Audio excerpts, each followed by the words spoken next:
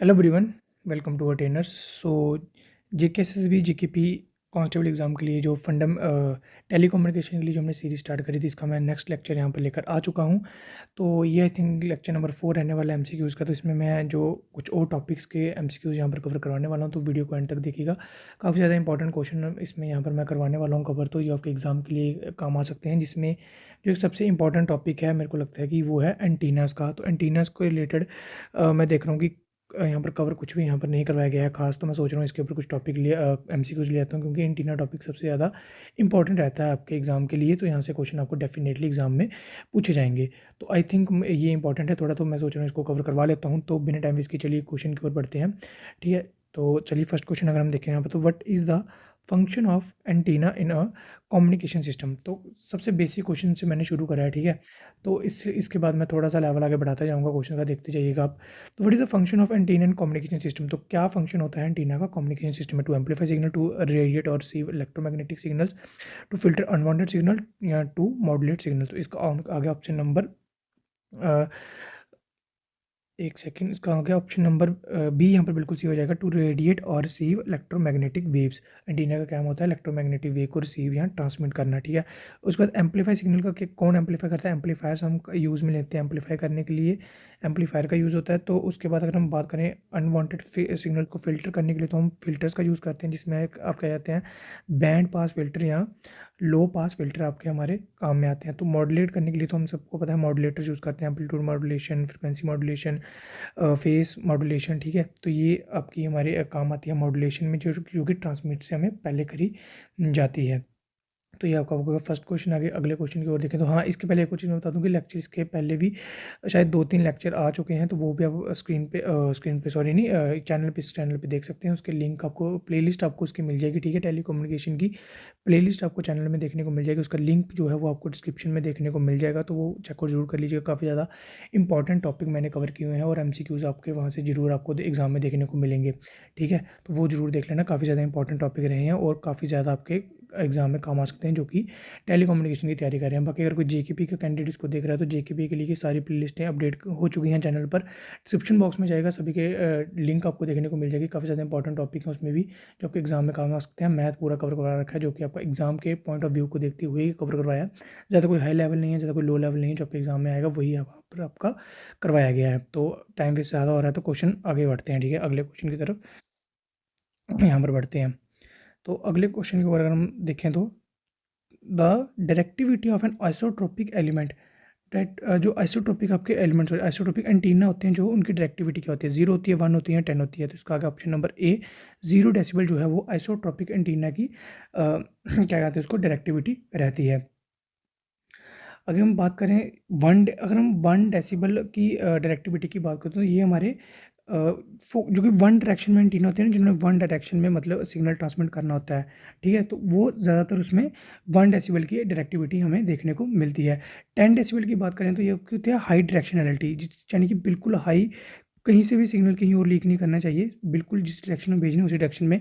अगर high directionality चाहिए, तो इसमें हम 10 डेसिबल की डायरेक्टिविटी हमें देखने को मिलती है।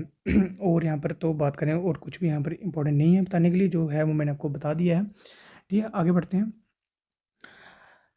क्वेश्चन नंबर 3 आ गया आपका, आ गया था efficiency of an antenna is defined as. तो इसका आंसर है ऑप्शन नंबर, पहले आंसर ऑप्शन पढ़ लेते हैं। ठीक है, radiated power by input power, received power by radiated power, input power by radiated power, या radiated power into input power. तो एफिशिएंसी हमारी कौन डिफाइन करता है?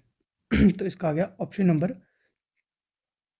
ए, आपका बिल्कुल सही हो जाएगा, radiated power by input power. ये आपकी एफिशिएंसी टीना की यहाँ से डिफाइन होती है, radiated power by input power.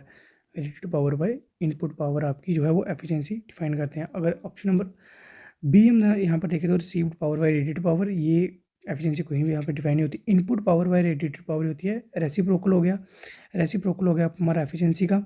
Radiated power into input power, ये भी हमारा वैलिड डेफिनेशन कोई भी एफिशिएंसी की हमें देखने को नहीं मिलती। आ गया अ यागी उड़ा antenna is primarily used for. तो किसके लिए यूज़ होता था प्राइमरली? अभी तो खासकर यूज़ नहीं होते हैं एंटीना वगैरह हमारे इतने। यागी उड़ा एंटीना ये हम पहले यूज़ करते थे टेलीविजन रिसेप्शन के लिए। ये हमारा जिसमें हमारी हाई वेरी हाई फ्रिक्वेंसी और अल्ट्रा हाई फ्रिक्वेंसी यहाँ पर यूज़ होती थी यागी उड़ा एंटीना, जो कि हमारे टेलीविज़न रिसेप्शन के लिए यूज़ करे जाते थे। अगर हम बात करें ओमनी डायरेक्शनल कम्युनिकेशन में, तो इसमें हमारे कौन से काम आते हैं? ओमनी डायरेक्शन में के लिए यागी उड़ा तो काम में नहीं आते। सैटेलाइट कम्युनिकेशन की मैं बात करें तो यहाँ पर हमारे पैराबोलिक या हॉर्न हॉर्न एंटीनास भी हमारे काम आते हैं सैटेलाइट कम्युनिकेशन के लिए। और ओमनी डायरेक्शन में बात करें तो ये हमारे मोबाइल कम्युनिकेशन में यूज़ होते हैं एंटीनास, मोबाइल कम्युनिकेशन में, ठीक है। ओमनी डायरेक्शनल एंटीना जो है हमारे मोबाइल कम्युनिकेशन में यूज़ करे जाते हैं। अगला आ गया option question number 5, which antenna which antenna is also called as Hertzian dipole. तो कौन से एंटीना को हम हर्ट्जियन डाइपोल कहते हैं? तो ये आएगा ऑप्शन नंबर ए। अगर हम देखो loop antenna, short dipole antenna या हेलिकल एंटीना या माइक्रोस्ट्रिप एंटीना, तो ये आगे इसका ऑप्शन नंबर बी आपका शॉर्ट डाइपोल एंटीना को हर्ट्जियन डाइपोल एंटीना भी कहा जाता है। अगर हम बात करें हेलिकल एंटीना की, तो helical antenna used for circular polarization के लिए, इसके लिए किसके लिए यूज होते हैं? सर्कुलर पोलराइजेशन के लिए हेलिकल एंटीना को यूज़ किया जाता है। और माइक्रोस्ट्रिप स्ट्रिप एंटीना की बात करें तो ये प्लेनर के लिए, प्लेनर होते हैं, ठीक है। Antennas are planar and not classified as dipoles. Loop antenna की अगर हम बात कर लें थोड़ी, तो ये क्लोज लूप स्ट्रक्चर होता है इनका, क्लोज लूप स्ट्रक्चर। अगर क्वेश्चन बढ़े तो क्वेश्चन नंबर 6 हमारा है, a parabolic reflector is used in which of the following system. ये मैंने आपको अभी थोड़ा टाइम पहले बताया है। तो ये हमारे कहाँ पर काम आते हैं? तो ये आते हैं हमारे काम सैटेलाइट कम्युनिकेशन में, ठीक है। सैटेलाइट कम्युनिकेशन में हमारे पैराबोलिक रिफ्लेक्टर काम आते हैं। AM रेडियो तो यूज्ड मोनोपोल और लूप एंटीना, ये भी याद रख लेना। AM रेडियो एम्पलीट्यूड जो मॉड्यूलेशन रेडियो होते हैं उसमें मोनोपोल या लूप एंटीना यूज़ होते हैं। टीवी ब्रॉडकास्टिंग के लिए मैंने अभी आपको क्वेश्चन बताया यागी, ठीक है, यागी एंटीना। उसके बाद अगर हम बात करें लॉन्ग वेव ट्रांसमिशन के लिए यूजेस वायर यूज़ होती है हमारी, ठीक है। वायर और मास्ट एंटीनास, MAST मास्ट एंटीनास हमारे लॉन्ग वेव ट्रांसमिशन के लिए यूज़ होते हैं। अगला क्वेश्चन आ गया हमारा question number 7, the bandwidth of an antenna refers to. तो बैंड विड्थ हमारी क्या रेफर करती है एंटीना की? तो ये करती है हमारी option number A, the frequency range over which it operates effectively. Band width क्या होती है? यानी कि कितना हमारा सिग्नल पास हो सकता है, ठीक है, एक चैनल से, तो उसको बोलते हैं हम band width. The frequency range over which it operates effectively, उसको बोलते हैं हम band width of antenna. Physical size कोई मैटर नहीं करता है बैंड विड्थ के रिलेटेड, ठीक है। द वेवलेंथ ऑफ एंटीना, ये भी कोई इसका है नहीं। तो गेन क्या होता है, ठीक है, गेन होता है आपका amplification of power, not bandwidth. Bandwidth का इससे कोई रिलेटेड नहीं है। Amplification of power, gain of antenna इससे रिलेटेड होता है।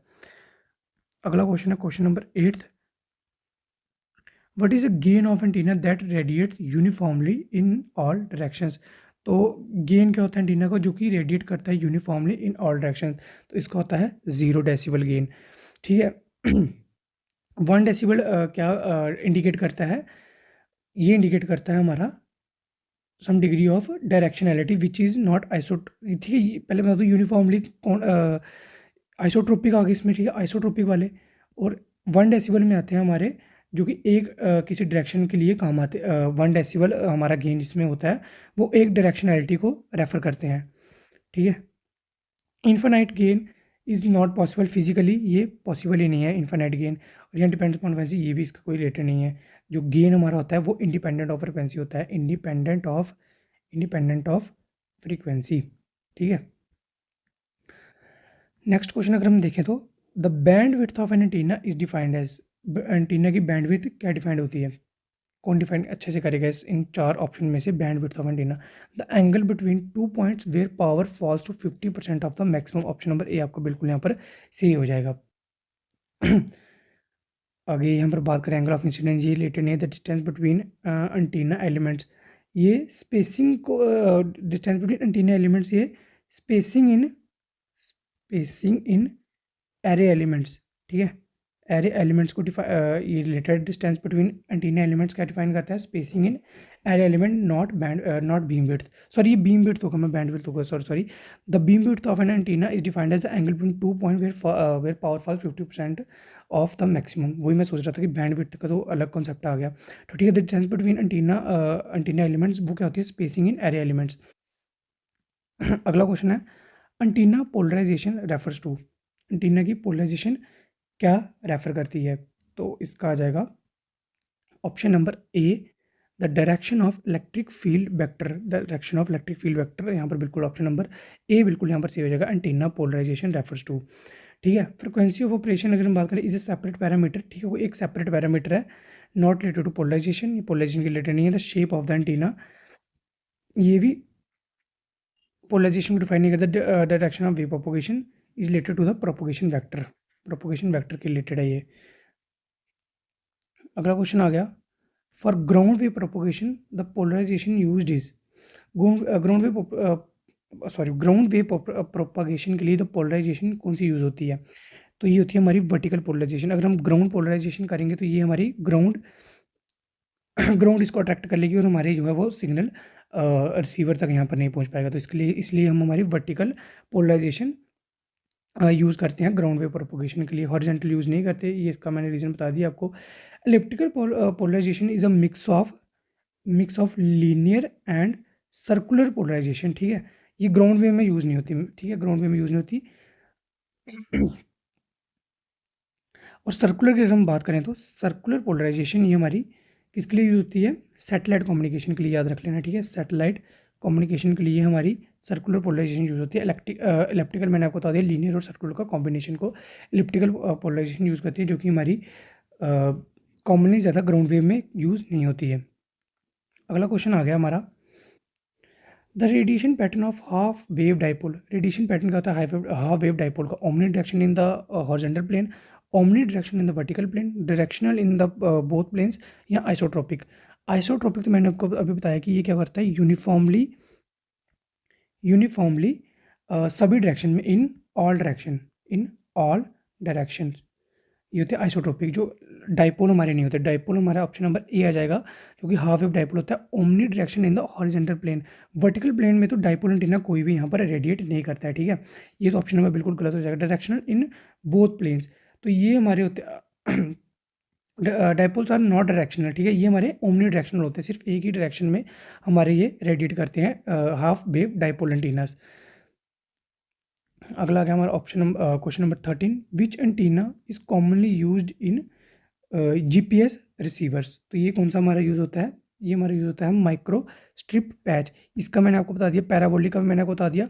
हॉर्न एंटीना की हम बात करें तो ये हाई फ्रिक्वेंसी के लिए यूज़ होते हैं, हाई फ्रिक्वेंसी एंटीनास ये हमारे जीपीएस के लिए यूज़ नहीं होती, ये सिर्फ हाई फ्रिक्वेंसी एप्लीकेशन के लिए हमारे यूज करे जाते हैं। High frequency directional applications, directional, ना कि यूनि डायरेक्शनल, कोई भी डायरेक्शन के लिए हॉर्न एंटीना यूज़ करे जाते हैं। अगला क्वेश्चन आ गया, helical antenna is primarily used for. तो हेलिकल एंटीना हमारा किसके लिए यूज़ होता है, प्राइमरली सर्कुलर पोलराइज्ड वेव के लिए, सर्कुलर पोलराइज्ड वेव्स के लिए हमारा हेलिकल एंटीना यूज़ करा जाता है। अगर हम नेक्स्ट क्वेश्चन को आगे बढ़ें तो क्वेश्चन नंबर 15 अगर हमें देखने को मिल जाए तो Friis equation is use to calculate. ये थोड़ा सा एडवांस टॉपिक आ गया, ठीक है, एंटीना का, कि हमारे थोड़ा सा अगर डिफिकल्ट क्वेश्चन पूछेंगे तो इस तरह के क्वेश्चन पूछ सकते हैं थोड़े से advance. The Friis transmission equation is use to calculate, तो ये किसके लिए काम आती है हमारी, तो ये हमारी काम आती है power received by an antenna. Power received by an antenna को हम कैसे कैलकुलेट कर सकते हैं, फ्रिज ट्रांसमिशन इक्वेशन के थ्रू। तो इतना ही आपको इसका पढ़ना है, ज़्यादा इक्वेशन के बारे में आपको नहीं पढ़ना है, क्योंकि ये बहुत ज़्यादा टिपिकल और थोड़ा डीप हो जाएगा, तो इतना कोई नहीं पूछेगा आपसे। पहले बात तो ये भी कोई नहीं पूछेगा, लेकिन फिर भी अगर डिफिकल्ट बनाना हो तो इस लेवल का डिफिकल्टी लेवल बना सकता है। तो फ्रिज ट्रांसमिशन इक्वेशन किसके लिए होती है, power received by an antenna. बाकी इनमें से आपका कोई भी इससे रिलेटेड फ्रिज ट्रांसमिशन इक्वेशन से रिलेटेड नहीं है, ठीक है।